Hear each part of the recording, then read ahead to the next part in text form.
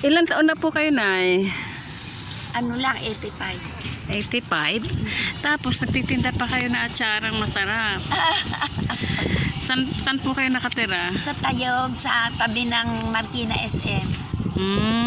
May highway. Sino po kasama niyo sa bahay? 2 anak ko lang.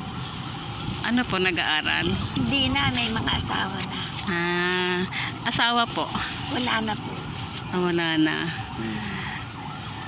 Paano po? Yan lang po ba hanap buhay niyo? Oh, yan lang. Galing. Yan lang ang hanap buhay ko. Ano yan, ako sarili bumibili niya, nagkakayon. Ako nagluluto niya. Masarap yan. Opo nga. Ito yung atsara ni Nanay na masarap. Oo, masarap yan. Ako. Masarap. Nadadala sa ibang bansa. Galing. Nadadala sa Japan, sa Amerika. Wow. Kasi ang lakas pa ni Nanay. Nene, bili ka na ng Bili na po kayo. Masarap yung atsara ni Nanay.